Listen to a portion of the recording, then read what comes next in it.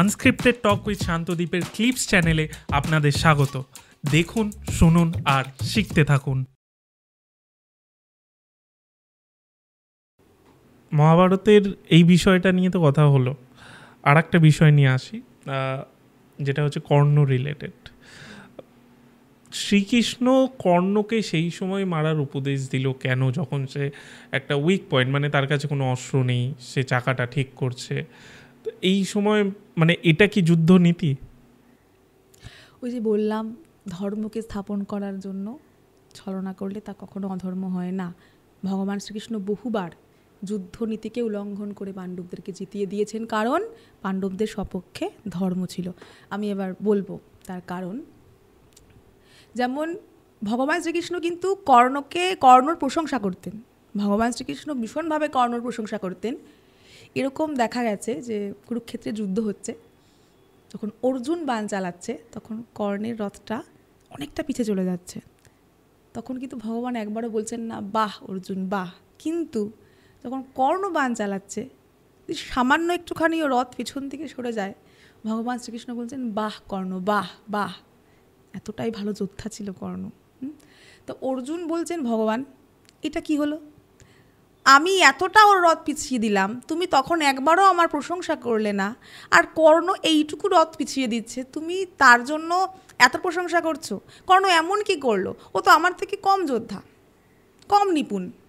তখন ভগবান বুঝতে পারলেন যে অর্জুনের মধ্যে অহংকার চলে এসেছে, ওর ভুলটা ভাঙানো দরকার। ভগবান বলছেন যে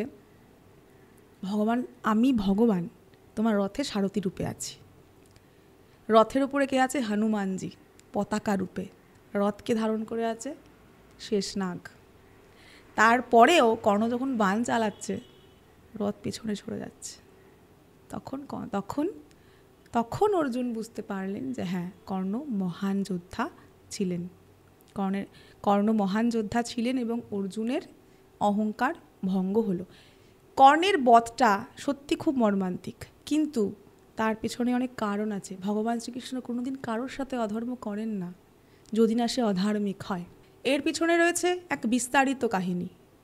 যেমন গুরু দ্রোণ কর্ণকে শিষ্য হিসেবে গ্রহণই করেননি, আর পরশুরামের কাছে যখন তিনি যান তখন পরশুরামের সিদ্ধান্ত কী ছিল?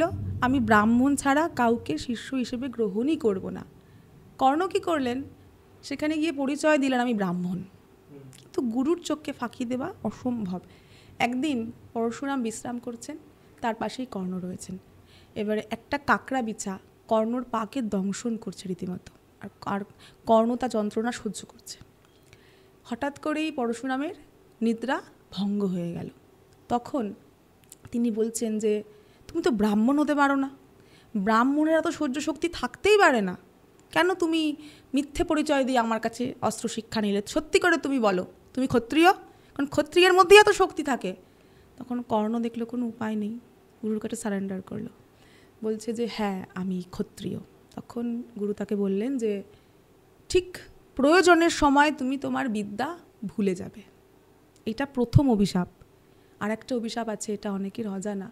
একদিন কর্ণ দানব ভেবে কাউকে বধ করতে গিয়ে গোহত্যা করে ফেলেছে, এবং সেই যে গোমাতা তার মালিক ছিল একজন ব্রাহ্মণ। গোহত্যার অপরাধ আবার ব্রাহ্মণের অভিশাপ। ব্রাহ্মণ কি অভিশাপ দিলেন?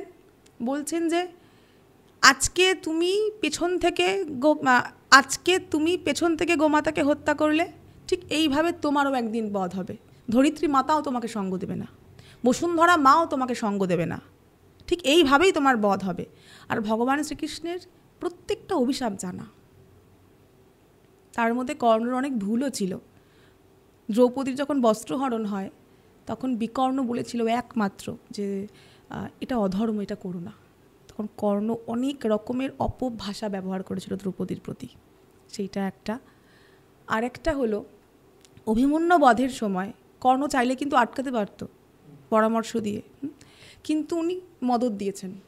16 বছর বয়সী একটা নিরস্ত্র যোদ্ধা, তার ঘরে সন্তান সম্ভবা স্ত্রী, কোনো মায়া দয়া তিনি দেখাননি। এমনকি যুদ্ধনীতি উল্লঙ্ঘন করেই কিন্তু অভিমন্যুকে হত্যা করা হয়েছে।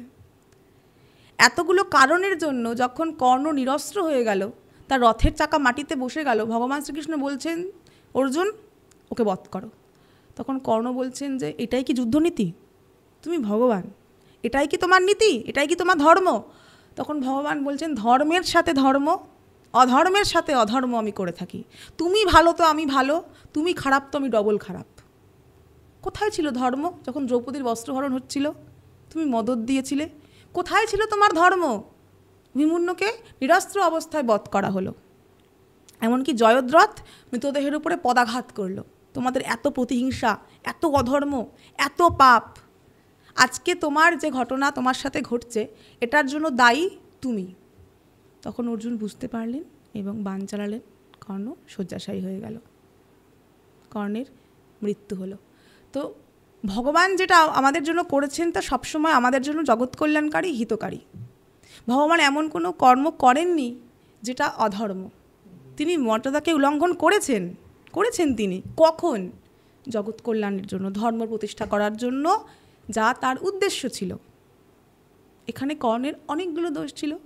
কর্মফল তো সবাইকে ভোগ করতে হবে, এমন কোনো কর্মফল নেই যা আমরা ভোগ করে নিস্তার পেয়ে যাব। কর্ণের এই অবস্থার জন্য দায়ী তার মানসিকতা ছিল কিছু। তিনি অনেক বড় যোদ্ধা ছিলেন মানছি, কিন্তু অধর্মের সঙ্গ দিয়েছিলেন। যত বড় শক্তিশালী হোক, সে যত বড় যোদ্ধা হোক, অধর্মের সঙ্গে যে থাকে তার কখনো জিত হয় না। এবং কি ছিল? তার গুরুর অভিশাপ ছিল, গোমাতা হত্যার অভিশাপ ছিল, ব্রাহ্মণের অভিশাপ ছিল। ভগবান শ্রীকৃষ্ণ এখানে কোনো অন্যায় করেননি।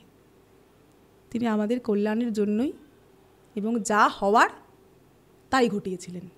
এরকমই বিভিন্ন আরও ক্লিপস পাওয়ার জন্য, আরও বিষয়ে জানার জন্য আমাদের এই চ্যানেল ইউটিএস ক্লিপসকে অবশ্যই সাবস্ক্রাইব করুন।